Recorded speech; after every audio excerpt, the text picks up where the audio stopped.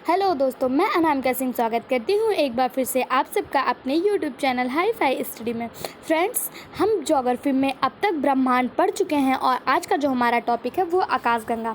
आज हमें क्या पढ़ना है? आज हमें आकाशगंगा के बारे में पढ़ना है, जिसे हम गैलेक्सी कहते हैं। आकाशगंगा को इंग्लिश में क्या कहा जाता है? गैलेक्सी कहा जाता है। तो आकाशगंगा होती क्या है? तो तारों के असंख्य समूह को आकाशगंगा कहा जाता है। एक ऐसा समूह जिसमें असंख्य प्रकार के तारे पाए जाते हों उसे हम आकाशगंगा कहते हैं। और यह तारे कहाँ पाए जाते हैं? या ब्रह्मांड में पाए जाते हैं। ब्रह्मांड और तारों को हमने इसके पहले के वीडियो में पढ़ा है, तो आप हमारे चैनल पर जाकर उस वीडियो को देख लीजिएगा।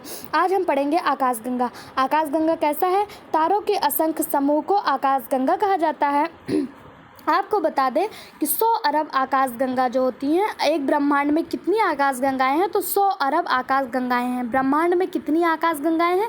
100 अरब आकाशगंगाएं हैं। और एक आकाशगंगा में 100 अरब तारे हैं। एक आकाशगंगा में 100 अरब तारे हैं। इन्हीं किसी 100 अरब आकाशगंगाओं में से एक हमारा आकाशगंगा है जिसमें सूर्य है। हमारी अपनी आकाशगंगा का नाम क्या है? तो हमारी अपनी आकाशगंगा का नाम मंदाकिनी है, जिसे हम इंग्लिश में क्या कहते हैं? हम मिल्की वे के नाम से जानते हैं। हमारी अपनी आकाशगंगा का नाम मंदाकिनी है, जिसे हम मिल्की वे के नाम से जानते हैं। इसे दुग्ध मेखला भी कहा जाता है। इसे क्या कहा जाता है? दुग्ध मेखला कहा जाता है। हमारी जो आकाशगंगा है या मंदाकिनी या स्पाइरल फॉर्म में है। स्पाइरल यानी कि जैसे आप स्प्रिंग को देखते हैं, एक के ऊपर एक, एक के ऊपर एक के ऊपर एक चढ़ी हुई होती है, इस प्रकार से हमारी आकाशगंगा है। किस फॉर्म में है? स्पाइरल फॉर्म में है। तो तारों के असंख्य समूह को गैलेक्सी कहा जाता है। एक ब्रह्मांड में 100 अरब से ज़्यादा आकाशगंगाएं हैं। एक आकाशगंगा में 100 अरब तारे हैं। एक आकाशगंगा में कितने तारे हैं? 100 अरब तारे हैं। ठीक है, उम्मीद है आपको समझ में आ रहा होगा। लेकिन इन 100 अरब गैलेक्सियों में से जो हमारे लिए सबसे इम्पॉर्टेंट है वह कौन सा है? मिल्की वे, जिसे दुग्ध मेखला या मंदाकिनी कहा जाता है। हमारी आकाशगंगा का क्या नाम है? मिल्की वे, जिसे दुग्ध मेखला या मंदाकिनी कहा जाता है, जिसमें सूर्य पाया जाता है। सूर्य जो है या मंदाकिनी का चक्कर लगाता है, यानी कि हमारी आकाशगंगा का चक्कर कौन लगाता है? सूर्य लगाता है। पर यह सूर्य हमारी आकाशगंगा का चक्कर कितने दिनों में लगाता है? तो यह 25 करोड़ साल में हमारी आकाशगंगा का चक्कर लगाता है। सूर्य 25 करोड़ साल में हमारी आकाशगंगा का एक चक्कर पूरा करता है। सोचिए, अगर सूर्य को अपना बर्थडे मनाना होगा तो वह 25 करोड़ साल में एक बार मनाएगा, क्योंकि वह 25 करोड़ साल में हमारी आकाशगंगा, जिसे हम मंदाकिनी के नाम से जानते हैं, उसका एक चक्कर पूरा करता है। अगर आप सोचेंगे कि सूर्य इतनी धीमी गति से चक्कर पूरा कर रहा है क्या? नहीं, तो इसकी गति धीमी नहीं होती है। इसकी जो गति होती है वो 250 किलोमीटर पर सेकंड की स्पीड से सूर्य जो है वो हमारी मंदाकिनी का चक्कर लगाता है। लेकिन हमारी मंदाकिनी इतनी बड़ी है कि इसको वह पूरा चक्कर लगाने में 25 करोड़ साल लगते हैं। इसी 25 करोड़ साल को हम कॉस्मिक ईयर के नाम से जानते हैं। सूर्य के द्वारा मंदाकिनी का चक्कर लगाने में 25 करोड़ साल लगते हैं, और इसी 25 करोड़ साल को हम किसके नाम से जानते हैं? कॉस्मिक ईयर के नाम से जानते हैं। जबकि जो सोलर ईयर होता है वो 365 दिन का होता है, जिसमें हमारी पृथ्वी सूर्य का चक्कर लगाती है। कितने दिनों में? 365 दिनों में। इसे हम सोलर ईयर के नाम से जानते हैं। सूर्य जो है हमारी मंदाकिनी का चक्कर कितने दिन में पूरा करता है? तो 25 करोड़ साल में 250 किलोमीटर सेकंड की स्पीड से। उम्मीद है आपको समझ में आ रहा होगा। ठीक है, अब आपको पता है कि 100 अरब आकाशगंगाओं में 100 अरब तारे होते हैं। तो ये जो 100 अरब आकाशगंगाएं, 100 अरब गैलेक्सी हैं, तो ये मिलकर एक क्लस्टर बनाती हैं। 100 अरब जो गैलेक्सियों में से 3 गैलेक्सी मिलकर एक क्लस्टर का निर्माण करती हैं।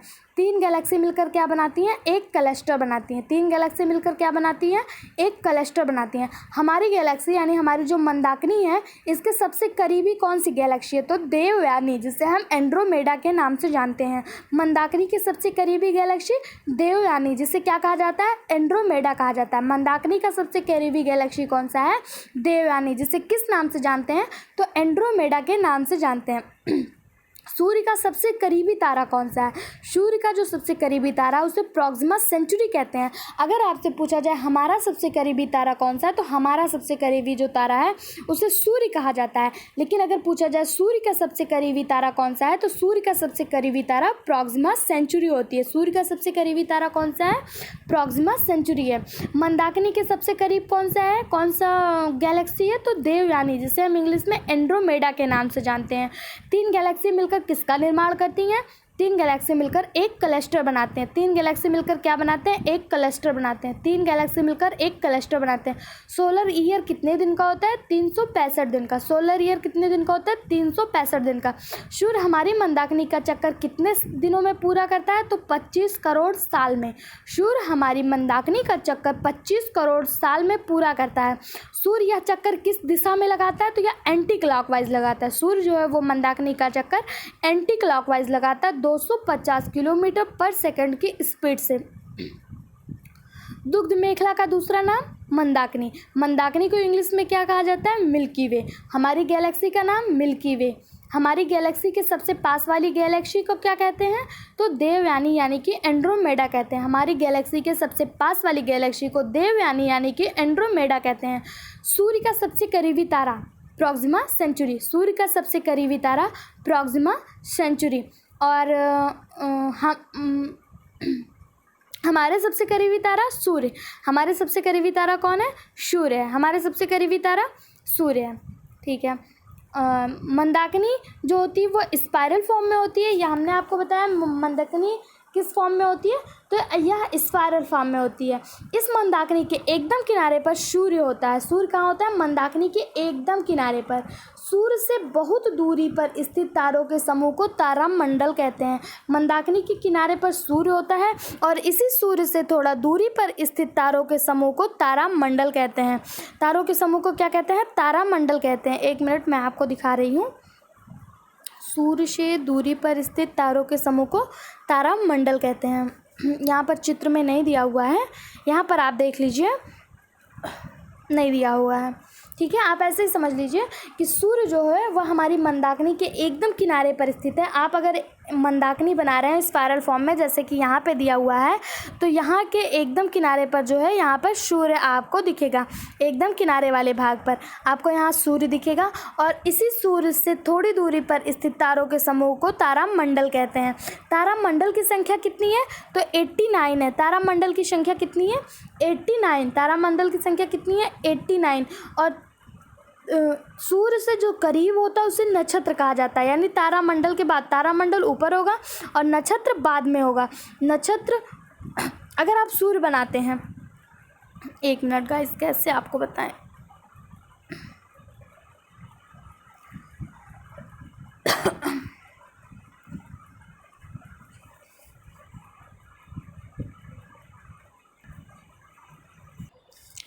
सूर्य के जो सबसे करीबी होगा उसे सौरमंडल कहा जाता है। सूर्य के जो सबसे करीबी होगा उसे क्या कहते हैं? सौरमंडल। और सौरमंडल की संख्या जो है वो 8 है। इसमें 8 ग्रह पाए जाते हैं। सौरमंडल में क्या है? 8 ग्रह। पहले 9 हुआ करते थे, अब कितने हैं? 8। और सौरमंडल के बाद जो है सूर्य से दूसरा करीबी उसे नक्षत्र कहते हैं। सौरमंडल के बाद सूर्य से दूसरा करीबी उसे नक्षत्र कहते हैं। नक्षत्र की संख्या कितनी है? तो 27 यानी कि 27। नक्षत्र की संख्या कितनी है? 27, 27। नक्षत्र के बाद क्या पाया जाता है? तारामंडल। नक्षत्र के बाद क्या पाया जाता है? तारामंडल। नक्षत्र के बाद तारामंडल। तारामंडल की संख्या 89। तारामंडल की संख्या कितनी है? 89। तारामंडल की संख्या 89। ठीक है, इतना समझ में आया? सौरमंडल कितने हैं? 8। नक्षत्र 27, तारामंडल 89। सौरमंडल 8, नक्षत्र 27, तारामंडल 89। ठीक है, तीन गैलेक्सी मिलकर क्या बनाती हैं? एक क्लस्टर बनाती हैं। 3 गैलेक्सी मिलकर एक क्लस्टर। मंदाकिनी की सबसे करीबी देवयानी। मंदाकिनी की सबसे करीबी देवयानी। देवयानी की इंग्लिश एंड्रोमेडा। सूर्य का सबसे करीबी तारा प्रॉक्सिमा सेंचुरी। सूर्य का सबसे करीबी तारा प्रॉक्सिमा सेंचुरी। और हमसे सबसे करीबी सूर्य। हमारे सबसे करीबी तारा सूर्य। मंदाकिनी का दूसरा नाम दुग्ध मेखला या मिल्की वे। सूर्य मंदाकिनी का चक्कर कितने साल में पूरा करता है? तो 25 करोड़ साल में। कॉस्मिक ईयर क्या है? तो 25 करोड़ साल ही कॉस्मिक ईयर कहलाता है। Solar year 365 day. Solar year किसे कहते हैं? तो 365 दिन को सोलर ईयर कहते हैं। मंदाकिनी के सबसे करीबी देव यानी एंड्रोमेडा। समझ में आया? ठीक है। अब इसको समझने के लिए आपको बता दें कि 4 सिद्धांत दिए गए थे। इसको समझने के लिए 4 सिद्धांत दिए गए थे। उससे पहले आप देख लीजिए, तारामंडल सूर्य से दूरी पर स्थित तारों के समूह के कारण बनने वाली विशेष आकृति को तारामंडल कहते हैं। इसकी संख्या वर्तमान में कितनी है? 89 या 88, ऐसे दोनों में अलग अलग बुक में अलग अलग दिया है, जिसमें से सेंट्रो और हाइड्रा सबसे प्रमुख तारामंडल है। क्यों? क्योंकि हाइड्रा जो होता है ये सबसे बड़ा तारामंडल, अगर आपसे पूछा जाए सबसे बड़ा तारामंडल कौन सा है तो हाइड्रा है, सबसे बड़ा तारामंडल हाइड्रा है। सेंट्रो और हाइड्रा सबसे प्रमुख तारामंडल हैं, जबकि सबसे बड़ा तारामंडल जो है वो हाइड्रा है। उसके बाद ध्रुव तारा यह सदैव उत्तर दिशा में दिखता है। मतलब ध्रुव तारा जो है इसे हम पोलर स्टार के रूप में जानते हैं। यह नॉर्थ डायरेक्शन को शो करता है क्योंकि ये पृथ्वी के उत्तरी ध्रुव पर स्थित है। उत्तरी ध्रुव पर स्थित होने के कारण यह किस दिशा में दिखता है? तो यह उत्तर दिशा में दिखता है। जब आपको पता है, जब कैंपस नहीं हुआ करते थे तो लोग ध्रुव तारा को ही देखकर दिशा को सूचित, मतलब दिशा को ज्ञात किया करते थे कि कौन सी दिशा किस तारा में किस जगह पर है। उत्तर दिशा अगर मिल जाती है तो बाकी दिशा निकाल लिया जाएगा आसानी से। तो ध्रुव तारा को देखकर उत्तर दिशा का पता चलता था और इसे दिशा सूचक तारा के नाम से भी जानते हैं। उसके बाद है साइरस तारा, जिसे डे स्टार कहा जाता है। यह सबसे चमकीला तारा होता है और इसे ओशियन के माध्यम से यानी समुद्र के माध्यम से इसे खोजा गया था। फिर आता है हंटर तारा। हंटर तारा क्या है? हंटर तारा वह तारा, इसे ओरियन तारा कहा जाता है, इसलिए इसका नाम हंटर तारा रखा गया है क्योंकि ये जो है शिकारी की तरह दिखता है। इसे मृग तारा के रूप में भी जानते हैं, इसे मृग तारा भी कहा जाता है। इसके बीच में तारों की अधिक संख्या है, जिसके दक्षिण पश्चिम में साइरस तारा होता है। आप यहाँ पर देख रहे हैं, आपको यहाँ पर दिख रहा होगा दक्षिण पश्चिम में साइरस तारा। ये देखिए एक शिकारी की तरह बना हुआ है और ये ऐसे लग रहा है जैसे कि कोई तीर लेकर खड़ा हुआ है, इसलिए इसको हंटर तारा के नाम से जाना जाता है।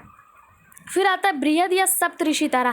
बृहद या सप्तऋषि तारा, लघु सप्तऋषि तारा। दो सप्तऋषि होते हैं, एक बृहद सप्तऋषि, एक लघु सप्तऋषि, जिसे ऊर्जा मेजर और ऊर्जा माइनर कहा जाता है। मेजर मीन्स बड़ा और माइनर मीन्स छोटा। तो बृहद सप्तऋषि जो होता है ये भी 7 तारों का समूह होता है और लघु सप्तऋषि जो होता है ये भी 7 तारों का समूह होता है। लेकिन दोनों में अंतर यह होता है कि जो ध्रुव तारा है वह बृहद सप्तऋषि में ठीक सामने स्थित होता है। जैसा कि आप इस चित्र में देख रहे हैं, बृहद सप्तऋषि में ध्रुव तारा ठीक सामने स्थित है, जबकि लघु सप्तऋषि में ध्रुव तारा उसके पीछे की साइड में स्थित है। लघु सप्तऋषि में कहाँ पर स्थित है? उसके पीछे की साइड, यानी उल्टे आकार का बना होता है। ये जो लघु सप्तऋषि तारा है इसकी सहायता से हम ध्रुव तारा को यानी पोलर स्टार को बड़े ही आसानी से ढूंढ सकते हैं। यहाँ तक को आपको समझ में आया? ठीक है। देखिए आकाशगंगा क्या है? एक मिनट, ब्रह्मांड से देखते हैं। ब्रह्मांड का अध्ययन क्या कहलाता है? एस्ट्रोनॉमी कहलाता है, जिसे हम खगोल की कहते हैं। ब्रह्मांड का अध्ययन खगोल की कहलाता है। ब्रह्मांड क्या है? दिखाई पड़ने वाले समस्त आकाशीय पिंड को ब्रह्मांड कहते हैं। ब्रह्मांड विस्तारित हो रहा है। ब्रह्मांड में सर्वाधिक संख्या तारों की है। तारा क्या है? वैसा आकाशीय पिंड जिसके पास अपनी उष्मा या प्रकाश हो उसे तारा कहते हैं। एक ऐसा आकाशीय पिंड जिसके पास अपनी उष्मा व प्रकाश हो उसे क्या कहते हैं? उसे हम तारा कहते हैं। तारा बनने से पहले तारा किस अवस्था में था? तो वह विरल गैस का गोला था। विरल गैस जब केंद्रित होकर पास आ जाते हैं तो घने बादल बन जाते हैं और उसे हम निहारिका या नेबुला के रूप में जानते हैं। जब नेबुला में संलयन विधि द्वारा दहन की क्रिया प्रारंभ हो जाती है तो वह तारों का रूप ले लेती है। तारों में हाइड्रोजन का संलयन हीलियम के रूप में होता है। तारे में ईंधन किस रूप में होता है? तो तारे में ईंधन प्लाज्मा अवस्था में होता है। तारे में ईंधन प्लाज्मा अवस्था में होता है। तारों में ईंधन प्लाज्मा अवस्था में होता है। तारों में ईंधन किस अवस्था में होता है? प्लाज्मा में। तारों का रंग उसके पृष्ठ ताप पर निर्भर करता है। तारों का रंग किस पर निर्भर करता है? तारों का रंग उसके पृष्ठ ताप पर निर्भर करता है। जैसे कि निम्न ताप जो है वह 600 डिग्री सेल्सियस का है। कोई भी चीज़ ब्रह्मांड में आपको निम्न नहीं होगी। अगर हम बहुत छोटा बहुत निम्न की बात कर रहे हैं तो भी हज़ारों करोड़ों में उसकी गिनती होगी। तो सबसे निम्न ताप का जो है वह लाल रंग को प्रदर्शित करता है, जो 6000 डिग्री सेल्सियस। अगर 6000 डिग्री सेल्सियस में आपको रख दिया जाए तो आप कहाँ जाएंगे कुछ पता नहीं है।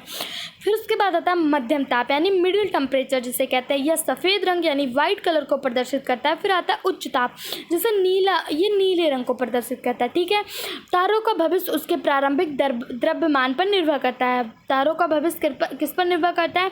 उसके प्रारंभिक द्रव्यमान पर निर्भर करता है। ठीक है, लाल दानों हमने आपको बताया था।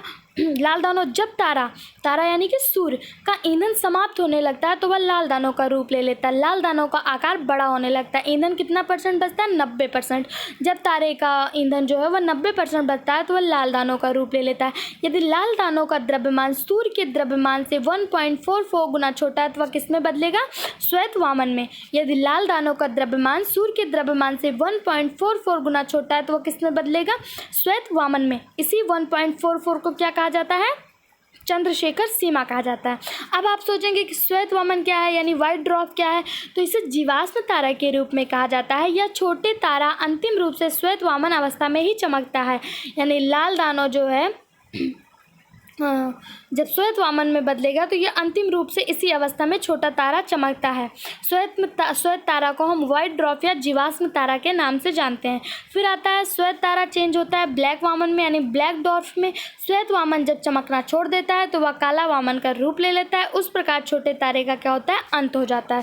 फिर केस 2 आता है। हमने आपको 2 केस बताए थे, एक 1.44 गुना बड़ा और एक 1.44 गुना छोटा। तो ये दूसरा जो है, यदि लाल दानों का द्रव्यमान सूर्य के द्रव्यमान के 1.44 गुना से बड़ा होगा तो वह किसमें परिवर्तित होगा? अभिनव तारा में। अभिनव तारा को हम सुपरनोवा कहते हैं। इसके बारे में हम इसके पहले की वीडियो में बता चुके हैं विस्तृत से, वहाँ पर आप देख लीजिएगा। सुपरनोवा, इसे हम विस्फोटक तारा के रूप में भी जानते हैं। इसे कार्बन जैसे हल्के पदार्थ लोहा जैसे भारी पदार्थ में परिवर्तित होने लगता है, जिस कारण ये विस्फोट करता है और इसे विस्फोटक तारा के रूप में जानते हैं। विस्फोट के बाद यह न्यूट्रॉन तारा के रूप में ले लेता है, माने कि न्यूट्रॉन में बदल जाता है।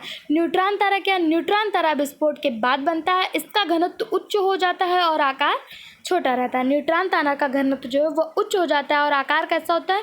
छोटा होता है। न्यूट्रॉन तारा पल्सर में बदलता है। पल्सर, यह तारा चमकता और बुझता रहता है। इसे उच्च संख्या में विद्युत चुंबकीय तरंगें निकलती हैं। विद्युत चुंबकीय तरंगें किस तारा से निकलती हैं? तो पल्सर से। फिर एक क्वेसर, ये तारों की लगभग अंतिम अवस्था होती है और क्वेसर चुंबकीय क्षमता अति उच्च होती है। क्वेसर और पर्सल 2 ऐसे तारे हैं जो बहुत तेज गति से घूर्णन करते हैं, बहुत तेज गति से घूमते रहते हैं। फिर आता है ब्लैक होल, जिसे कृष्ण विवर के नाम से जानते हैं। ब्लैक होल क्या है? इसका घनत्व अति उच्च होता है, यानी कि इसका जो घनत्व होता है बहुत ज़्यादा होता है, इसकी डेंसिटी बहुत ज़्यादा होती है, यह प्रकाश को भी गुजरने नहीं देता है। इसकी खोज चंद्रशेखर ने की थी। ब्लैक होल की खोज किसने की? तो ब्लैक होल की खोज चंद्रशेखर ने की थी। ब्लैक होल की चुंबकीय क्षमता भी अधिक होती है। ये श्वेत वामन और काला वामन को भी अपनी ओर खींच लेता है। अतः तारों का जो अंत होता है वो ब्लैक होल में ही होता है, यानी ब्लैक होल के रूप में तारों का अंत हो जाता है। चंद्रशेखर सीमा क्या है? तो सूर्य के द्रव्यमान का 1.44 गुना चंद्रशेखर सीमा कहलाता है। हमने आपको बताया, इसे आप सिंपली भाषा में 1.5 गुना भी कह सकते हैं, लेकिन जो एग्जैक्ट पॉइंट है वो 1.44 है। सूर्य के द्रव्यमान का 1.44 द्रव्यमान को चंद्रशेखर सीमा कहते हैं। लाल दानों के बाद तारों का भविष्य चंद्रशेखर सीमा पर ही निर्भर करती है। यदि वह बड़ा होगा, लाल दानों का आकार बहुत ही बड़ा हो जाता है। सूर्य जब लाल दानों का रूप लेगा तो वह अपनी समीप के 4 ग्रहों को जला देता है। सूर्य जब लाल दानों का रूप लेगा तो क्या करेगा? अपने समीप के 4 ग्रह को जला देगा। अभी सूर्य कितने साल का है? अभी सूर्य 5 अरब साल का है। 10 अरब साल में सूर्य का विनाश हो जाएगा। 5 अरब साल सूर्य जी चुका है और 5 अरब साल तक अभी सूर्य और जिएगा। फिर आता है वाइट होल। वाइट होल क्या है? तो यह एक परिकल्पना है जिससे यह मान लिया जाता है कि सभी प्रकाश एक ही बिंदु से आ रहे हैं। वाइट होल को कोई आज तक देखा नहीं, कोई वो नहीं, यह एक सिर्फ परिकल्पना है कि जितने भी प्रकाश हैं, जितनी भी रोशनी है, जितने भी वाइट प्रकाश है, वह कहाँ से आ रहे हैं? वह इसी वाइट होल से आ रहे हैं। ठीक है। उसके बाद हमने पढ़ा था आकाशगंगा, जिसे हम गैलेक्सी कहते हैं। आकाशगंगा क्या है? ब्रह्मांड में तारों के समूह को गैलेक्सी कहते हैं। आकाशगंगा का आकाश सर्पिला होता है। तारे इस सर्पिलाकार भुजा के किनारे पाए जाते हैं। तारे कहाँ पाए जाते हैं? इस सर्पिलाकार भुजा के किनारे पाए जाते हैं। जैसे जैसे तारों की आयु बढ़ती है वह आकाशगंगा के मध्य में जाने लगते हैं।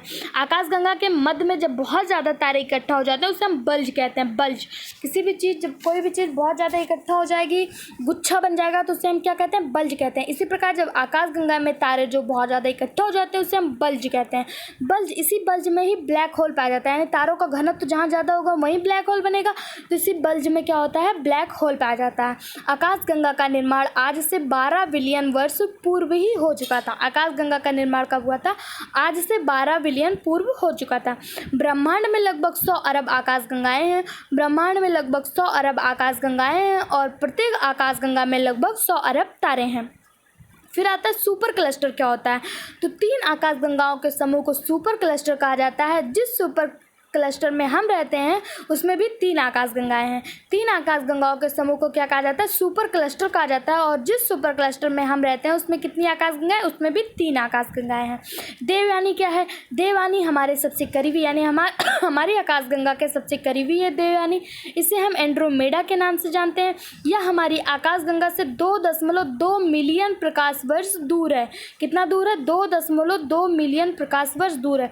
और दूसरा जो सबसे निकटतम आकाशगंगा उसे हम NGC M33 के नाम से जानते हैं।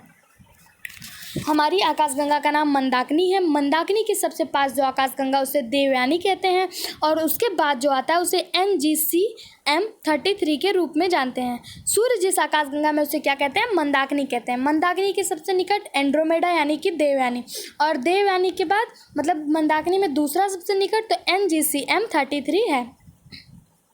फिर आता है मंदाकिनी। क्या होता है? तो हमारा अपना सूर्य जिस आकाशगंगा में है उसे मंदाकिनी कहते हैं। मंदाकिनी को दूसरे भाषा में दुग्ध मेखला या मिल्की वे भी कहा जाता है। मंदाकिनी का आकाश सर्पिला होता है यानी स्पाइरल होता है। इसकी 3 घूर्णनशील भुजाएं होती हैं। नए तारे बाहरी भुजा पर रहते हैं और सूर्य भी बाहरी भुजा पर रहता है, यानी सबसे किनारे वाली भुजा पर रहता है। जब तारे लाल दानों की अवस्था में आ जाते हैं तो तारे मध्य वाली भुजा में चले जाते हैं। जब ये लाल दानों की अवस्था में आ जाते हैं तो कहाँ चले जाते हैं? मध्य वाली भुजा में चले जाते हैं। जब तारे अपनी अंतिम अवस्था में आ जाते हैं तो वह केंद्रीय भुजा में प्रवेश करते हैं। अंतिम अवस्था में केंद्रीय भुजा में क्यों प्रवेश करेंगे? क्योंकि केंद्रीय भुजा में ही ब्लैक होल पाया जाता है। मंदाकिनी के केंद्रीय भाग को क्या कहा जाता है? बल्ज कहा जाता है। आकाशगंगा के केंद्रीय भाग को क्या कहते हैं? बल्ज कहते हैं। बल्ज में ही ब्लैक होल पाए जाते हैं। ब्लैक होल में श्वेत वामन तथा काला वामन को भी अपनी ओर खींच लेता है, अर्थात तारों का अंत कहाँ होता है? ब्लैक होल में हो जाता है। सूर्य अपनी मंदाकिनी का चक्कर एंटी क्लॉकवाइज लगाता है। सूर्य 250 किलोमीटर पर सेकंड की चाल से मंदाकिनी का चक्कर लगाता है। उसे एक चक्कर पूरा करने में 25 करोड़ वर्ष लगते हैं। इसे ब्रह्मांड वर्ष यानी कि कॉस्मिक ईयर के रूप में जानते हैं। सूर्य का सबसे करीबी तारा प्रॉक्सिमा सेंचुरी है और हमसे सबसे करीबी तारा क्या है? सूर्य है। सूर्य का सबसे करीबी तारा प्रॉक्सिमा सेंचुरी है और हमसे सबसे करीबी क्या है? सूर्य है। तारामंडल क्या होता है? अब आता है तारामंडल क्या होता है। तारामंडल की जो संख्या है वो 89 या 88 कहीं कहीं पर दिया हुआ है। सूर्य से दूरी पर स्थित तारों के समूह के कारण बनने वाली विशेष आकृति को तारामंडल कहते हैं। सूर्य से दूरी पर स्थित तारों के समूह के कारण बनने वाली विशेष आकृति को तारामंडल कहते हैं। इसकी संख्या वर्तमान में 88 है। सेंट्रो तथा हाइड्रा सबसे प्रमुख तारामंडल है। हाइड्रा जो है वो सबसे बड़ा तारामंडल है। अगर आपसे पूछा जाए सबसे बड़ा तारामंडल कौन सा है तो हाइड्रा जो है यह सबसे बड़ा तारामंडल होता है। फिर आता है ध्रुव तारा। ध्रुव तारा क्या है? तो यह उत्तर दिशा की ओर संकेत करता है या उत्तरी ध्रुव पर पाया जाता है। प्राचीन काल में इसका प्रयोग दिशा ज्ञात करने के लिए किया जाता था, इसलिए ध्रुव तारा को दिशा सूचक के नाम से जानते हैं। दिशा सूचक कौन सा तारा है? तो ध्रुव तारा। फिर आता है साइरस। साइरस क्या है? यह सबसे चमकीला तारा होता है। इसकी खोज ओशियन के माध्यम से हुई थी। हंटर तारा हमने आपको बता दिया है, यह शिकारी की तरह दिखता है। इसे मृग तारा भी कहते हैं। इसके बीच में तारों की संख्या अधिक होती है। साइरस तारा जो है वह दक्षिण पश्चिम में पाया जाता है। फिर आता है बृहद सप्तऋषि और लघु सप्तऋषि। दोनों में 7-7 ताराएं होती हैं। बृहद सप्तऋषि के ठीक सामने ध्रुव तारा पाया जाता है और लघु सप्तऋषि के उल्टे में ध्रुव तारा पाया जाता है। बस इतना ही अंतर होता है। अगला जो टॉपिक है हमारा वो है नक्षत्र। नक्षत्र क्या होता है? नक्षत्र वही जिसे देखकर ज्योतिष की परिकल्पना की जाती है। ज्योतिष जो अपनी गणना करते हैं वो नक्षत्र के माध्यम से ही करते हैं। जब क्या कहते हैं कृष्ण जी छोड़कर चले गए थे तो गोपियों ने उन्हें खत लिखा था, नखत वेद जोड़कर ऐसे कुछ करके लिखा था। तो वही नखत यानी 27, वेद यानी 4 और कुछ ऐसे लिखा था जोड़कर, नखत वेद ग्रह जोड़कर, नखत कितने 27, वेद कितने 4 और ग्रह उस समय कितने हुआ करते थे 9, टोटल कितने हो गए 40। उनको आधा कर, नखत वेद ग्रह जोड़कर उनको आधा कर, यानी उनको आधा कर लो तो कितने बचे 20। जो होवे सो खाए, यानी 20 को खाए। तो नखत कितने हैं, नक्षत्र कितने हैं 27 है, नक्षत्र कितने हैं 27 है। नक्षत्र के द्वारा ही ज्योतिष की गणना की जाती है। सूर्य एक महीने में 2.25 नक्षत्र को पार करता है। सूर्य एक महीने में 2.5 नक्षत्र को पार करता है। और भारतीय ज्योतिष पर इसका बहुत ज़्यादा प्रभाव देखा जाता है। जो हमने आपको बताया सौरमंडल, यहाँ पर आप देख सकते हैं सबसे पहले होता है सौरमंडल, उससे बड़ा नक्षत्र, नक्षत्र के बाद तारामंडल होता है। यहाँ पे थोड़ा गलत लिखा, तारामंडल, तारामंडल के बाद आकाशगंगा और आकाशगंगा के बाद क्लस्टर और ब्रह्मांड का निर्माण होता है। ठीक है, 3 आकाशगंगाएं मिलकर क्लस्टर का निर्माण करते हैं, 3 क्लस्टर मिलकर ब्रह्मांड का निर्माण, बहुत सारे क्लस्टर मिलकर ब्रह्मांड का निर्माण करते हैं। ठीक है, आगे जो हम आपको पढ़ाएंगे वो ब्रह्मांड की उत्पत्ति के सिद्धांत पढ़ाएंगे, जैसे बिग बैंग थ्योरी के नाम से जानते हैं। इसलिए हमारे चैनल को लाइक करें, शेयर करें, सब्सक्राइब करें। लास्ट तक बने रहने के लिए बहुत बहुत धन्यवाद।